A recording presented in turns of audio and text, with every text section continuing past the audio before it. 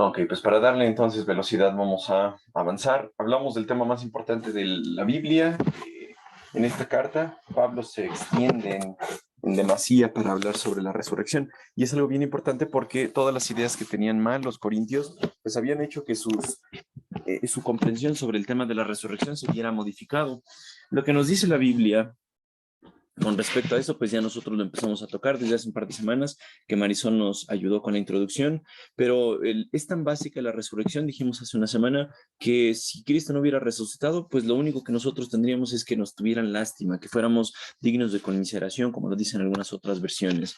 El domingo pasado vimos los primeros versículos, que eran: ahora, armados hermanos, permítanme recordarles la buena noticia, que ya hablamos de eso, Marisol nos explicó que es el evangelio que les predicó.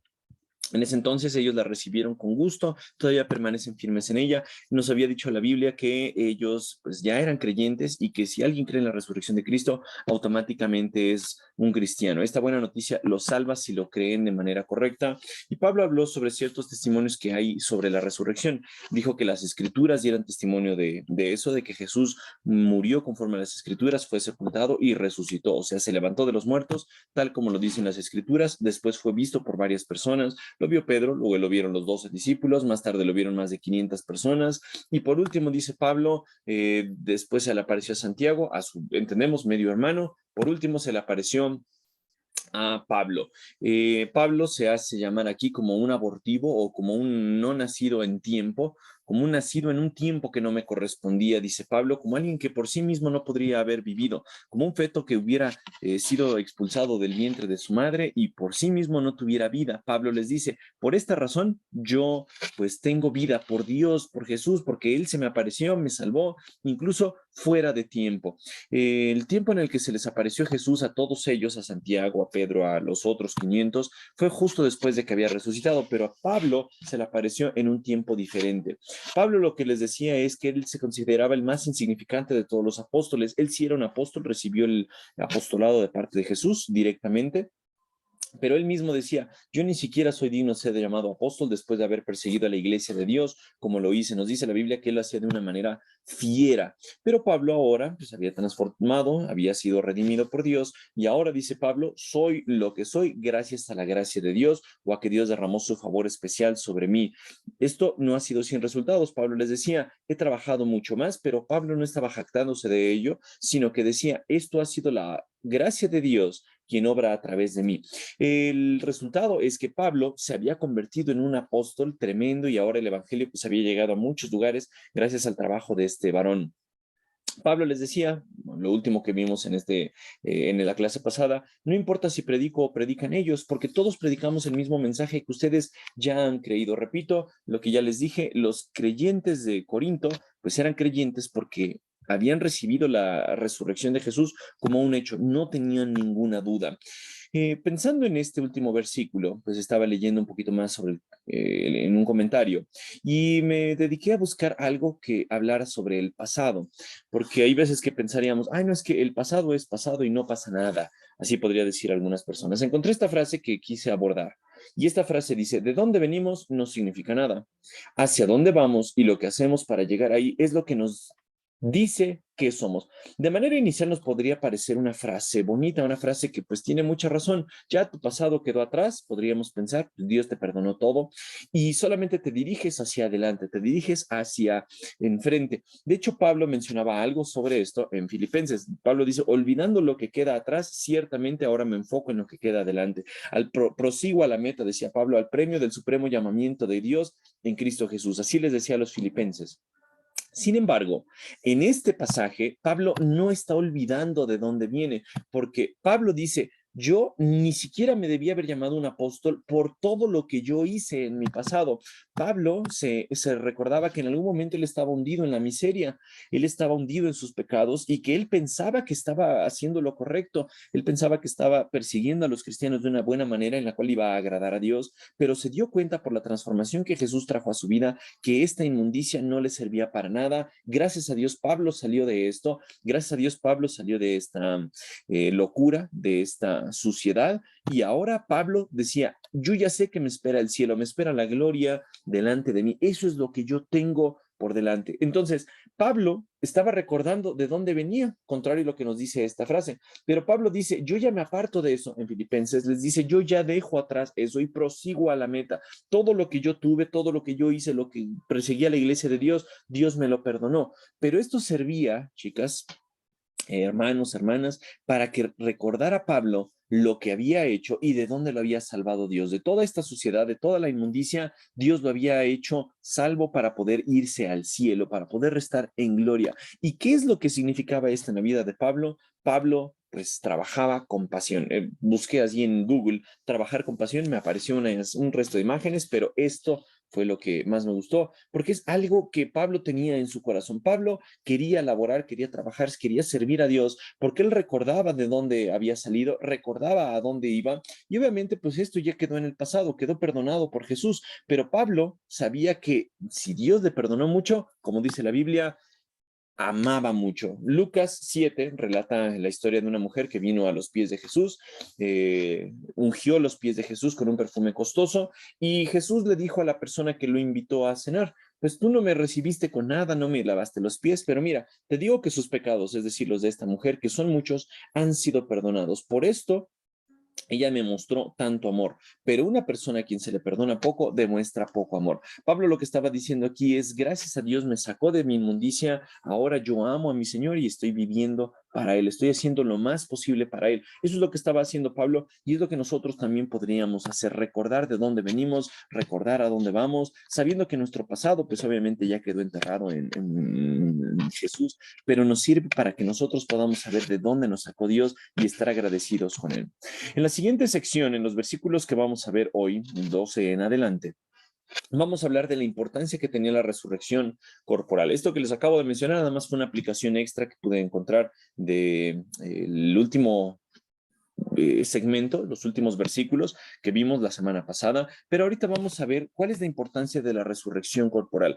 ¿Qué relevancia tenía esto en la mente de los cristianos? Recordemos algo, Pablo no está tratando de convencer a los cristianos de que Jesús resucitó. Ellos ya lo habían creído, ya habían creído en la resurrección, porque si no, no serían cristianos. Por definición, un cristiano es alguien que cree en la resurrección de Jesús. Eso nos dice Romanos. El problema de los corintios es que estaban confundidos por todo lo que ya nos enseñó Marisol también, y por lo que vamos a ver de historia.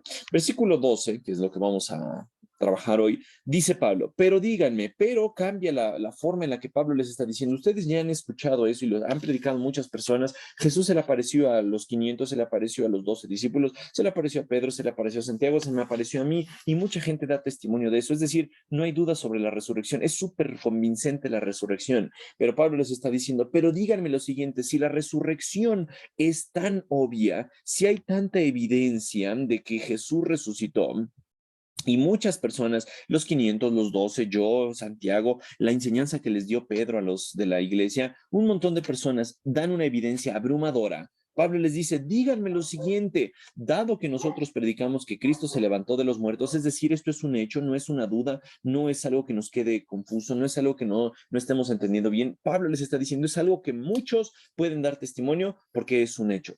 Ahora les pregunta Pablo algo, ¿por qué algunos de ustedes dicen que no habrá resurrección de los muertos? Si Jesús ya resucitó y ustedes creen en eso y que Jesús resucitó y Jesús, muchas personas lo vieron resucitado y ellos dan testimonio, ¿por qué ustedes siguen diciendo que no va a haber resurrección de los muertos? Lo que ellos estaban pensando era pues las ideas que Marisol nos mencionó al principio, que cuando el cuerpo se moría, pues el alma o el espíritu se separaba y en algunos casos pues algunas personas pensaban que pues quedaba eliminado. El cuerpo se eliminaba, ya no había más cuerpo, quedaba aniquilado totalmente y pues lo único que se deshacía era el cuerpo, quedaba esto hecho en polvo, se convertía en polvo el cuerpo, pero el alma desaparecía. Eso es lo que muchas personas pensaban acerca de la muerte, es decir, bueno, tu alma deja de existir, algunos dicen duerme y listo. Otras enseñanzas en ese tiempo también incluían la reencarnación, que pues tú eres viejito, terminas muriéndote, te llega la muerte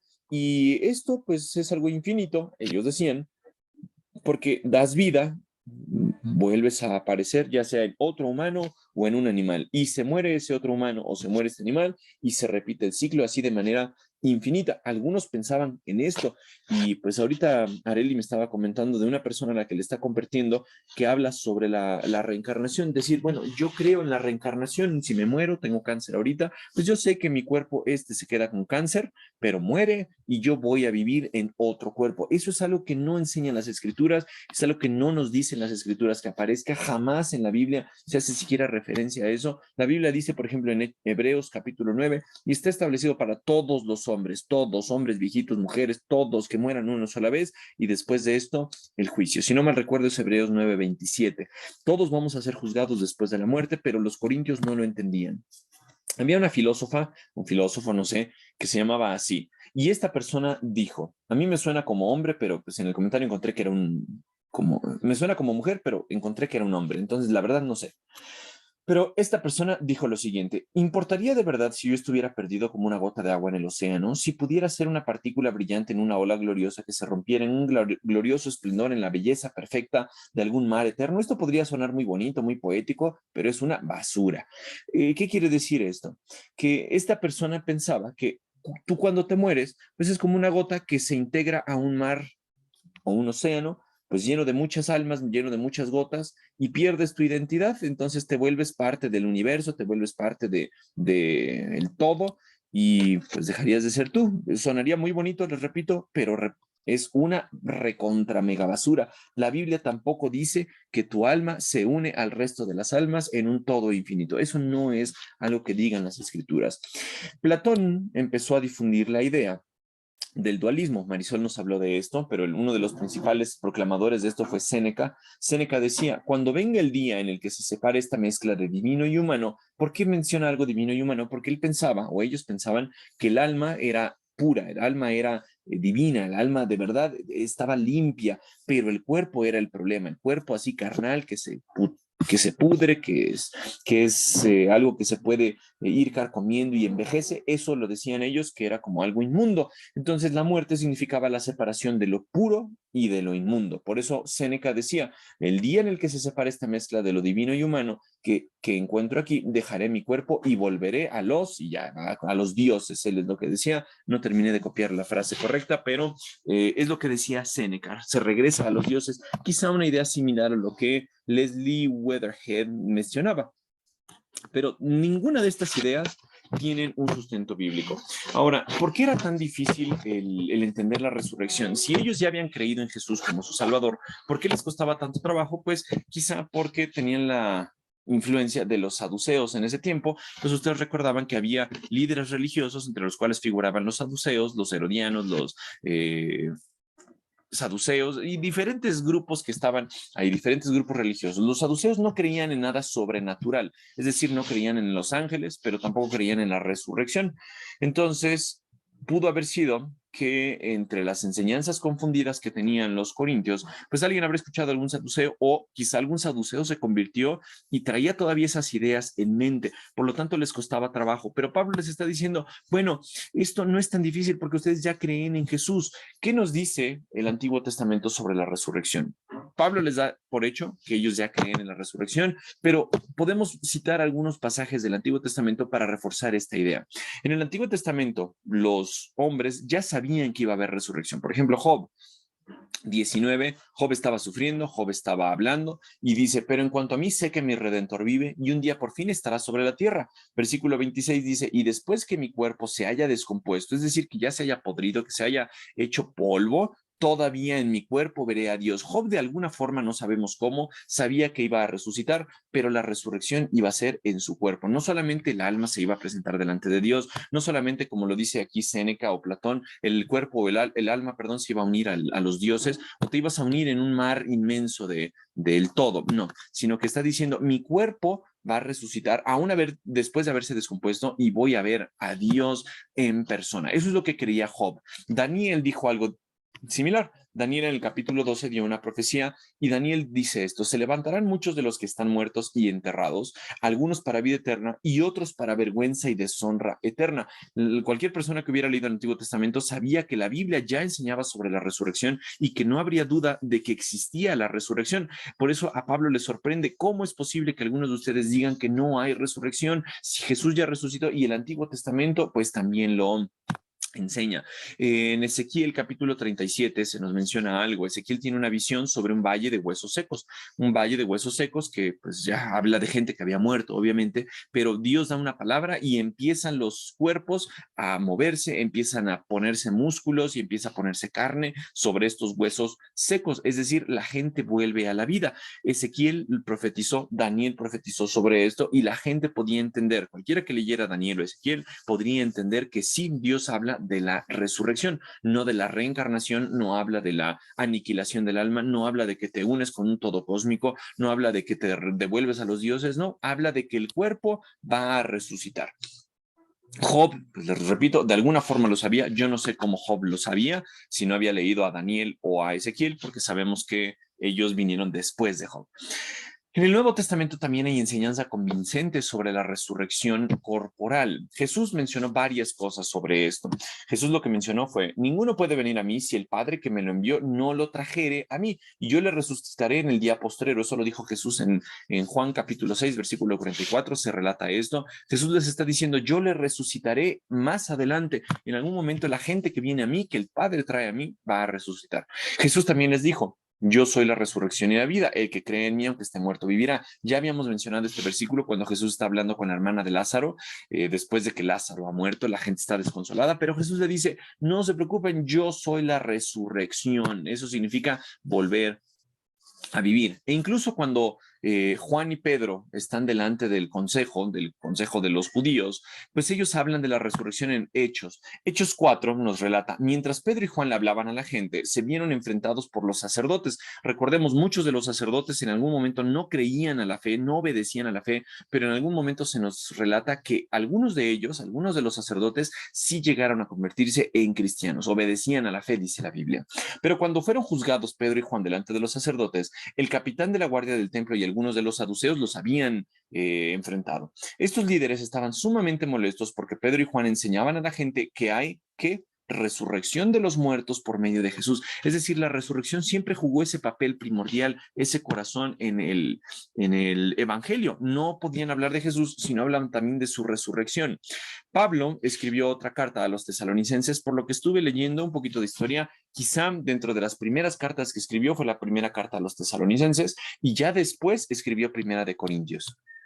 De esta forma, Pablo antes ya había enseñado que Jesús pues va a venir en algún momento y que los cristianos vamos a resucitar. En 1 Tesalonicenses 4 se nos dice, porque con voz de mando y con trompeta de Dios descenderá del cielo y los muertos en Cristo resucitan primero. Es decir, aquellas personas que ya están muertas pero fueron cristianos, los muertos cristianos, nos dice la Biblia, van a resucitar primero. Y después Pablo les dice, y después nosotros, los que vivimos, los cristianos que hayamos quedado, vamos a ser arrebatados juntamente con ellos y recibiremos al Señor en las nubes. Así es lo que les dice Pablo. De tal forma que los muertos que ya habían recibido a Cristo iban a resucitar. Pablo enseñaba eso y también estaba diciendo que los que siguiéramos vivos en el rapto íbamos a ser traspuestos, íbamos a unirnos con ellos en las nubes. Entonces la Biblia nos dice, pues lo que les acabo de comentar, descenderá del cielo, los muertos en Cristo resucitarán primero y después nosotros, como les comenté. Entonces, con todo esto, chicas, chicos, maestros, hermanos, pastores, ¿qué es lo que entendemos? Que si no hubiera resurrección, Pablo nos va a decir en los versículos que siguen 7 consecuencias, algunas son personales y algunas son teológicas, sobre el no haber resurrección. Noten ustedes cuáles son estas consecuencias. Si los cristianos no entendían bien lo de la resurrección, si no hubiera resurrección, ¿qué cosas hubieran pasado en realidad? Pues número uno, y quizá la más importante, si no hubiera resurrección, Cristo pues no hubiera resucitado. Por eso Pablo se sorprende de ellos, de decir, ¿cómo es que ustedes creen que Jesús resucitó, pero no creen que los cristianos van a resucitar?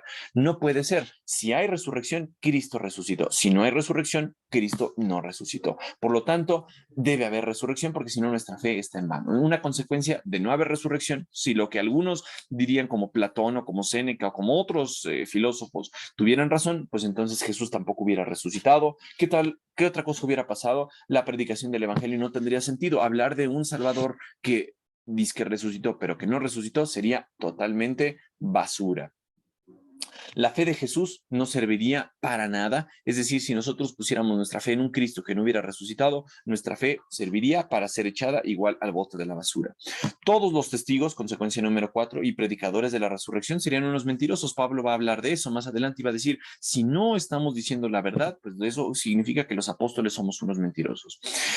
Otras consecuencias personales, dice, los seres humanos estarían todavía en sus pecados. Nuestros pecados como cristianos, como personas, no podrían haber sido perdonados porque no habría un Cristo cuyo sacrificio habría sido aceptado.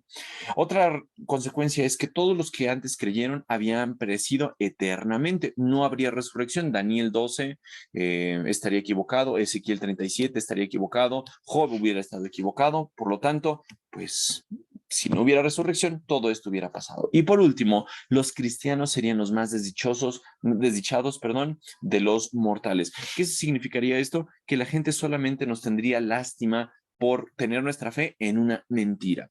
Por lo tanto, chicas y chicos, el hablar de la resurrección es bien importante, porque si no hay resurrección, todas estas cosas pasarían. Versículo 13 dice, pues si no hay resurrección de los muertos, entonces Cristo tampoco ha resucitado. Eso es algo obvio. Si ustedes como corintios creen que Jesús resucitó, pues debe haber resurrección, porque si no, ¿cómo resucitó Jesús? Si ellos no creyeran que hubiera resurrección de los muertos, pues Cristo tampoco habría resucitado. Y si Cristo no ha resucitado, entonces toda nuestra predicación es inútil y la fe de ustedes también es inútil. Son esas consecuencias que aparecen por creer en una mentira, si lo que ellos hubieran creído, pues fuera una mentira, ¿correcto? Pero pues Pablo está diciendo, ustedes ya creen en la resurrección de Jesús.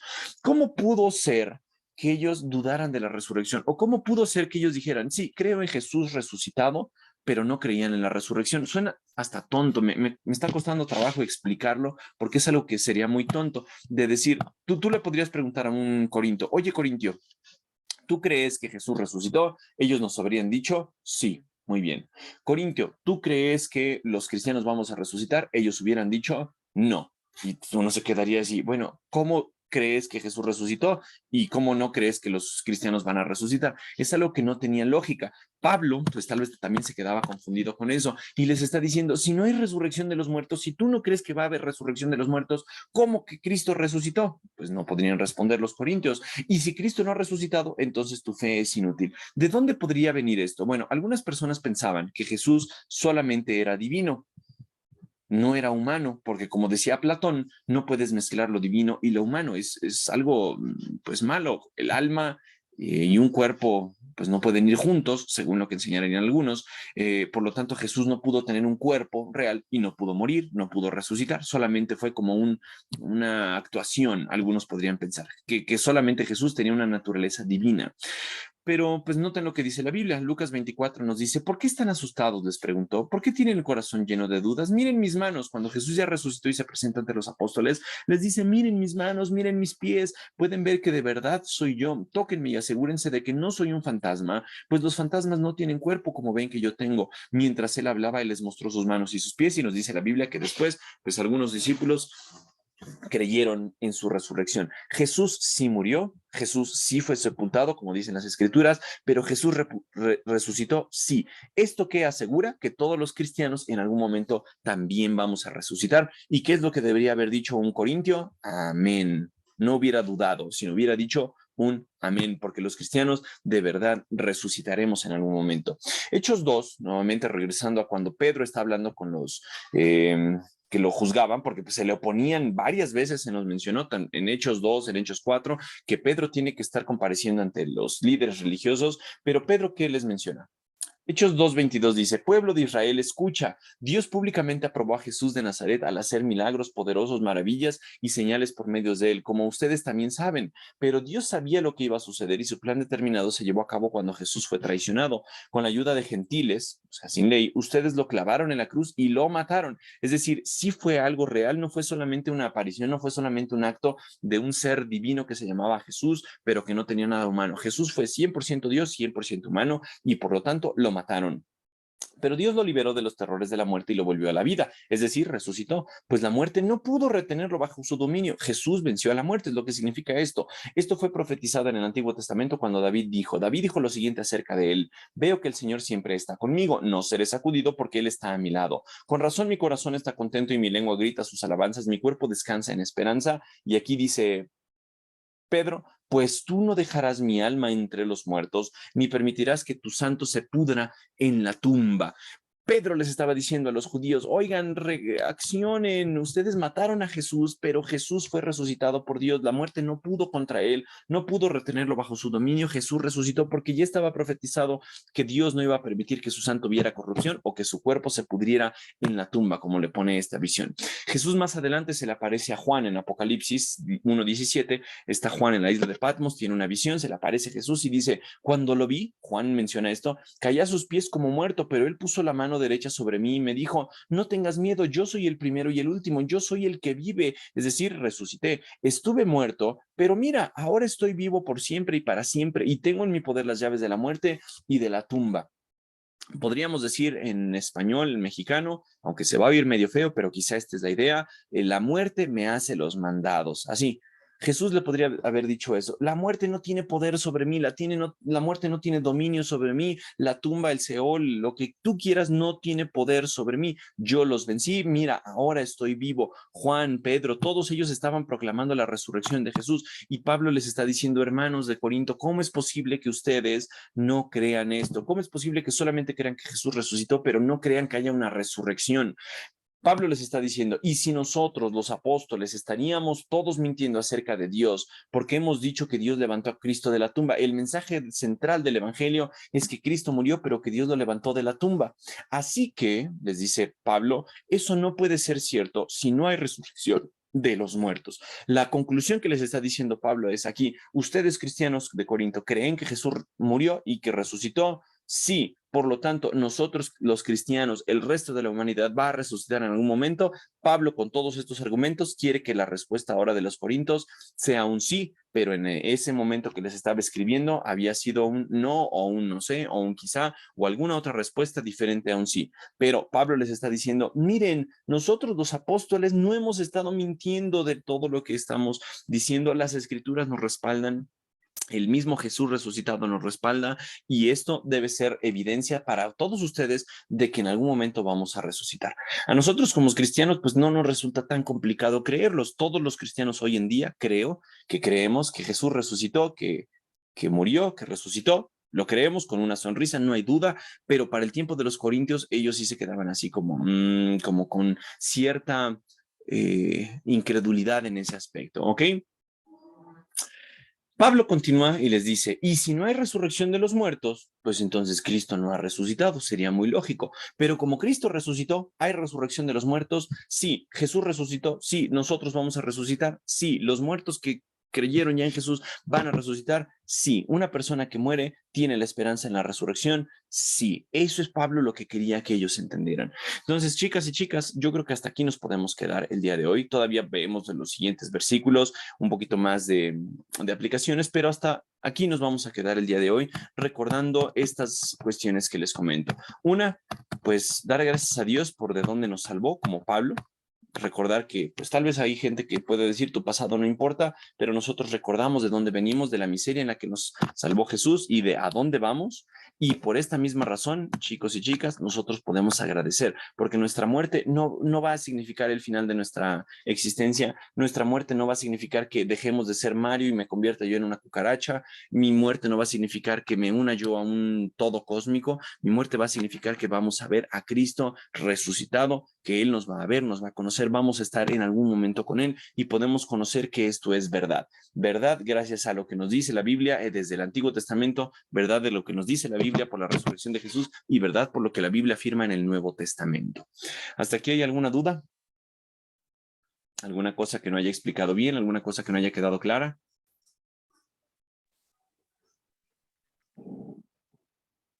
Todo bien. No, pues bueno. Marisol, entonces, ¿nos puedes despedir en oración, por favor? Sí, vamos a ver. Señor, te damos gracias por esta clase. Gracias porque tú eres perfecto, Señor. Gracias por ese sacrificio que hiciste, Señor, y que pues todo lo que se escribió en el Antiguo Testamento se cumplió, Padre. Tú resucitó tu Hijo al tercer día, Señor, y gracias porque pues esa es la base de nuestra fe, Señor. Te pedimos que tú nos dirijas y que tomes el control de todo, Señor. Si es tu voluntad, nos reuniremos el próximo domingo para seguir aprendiendo de ti, Señor. En el nombre de Jesús. Amén. Amén. Muchas gracias. Pues nos queda ya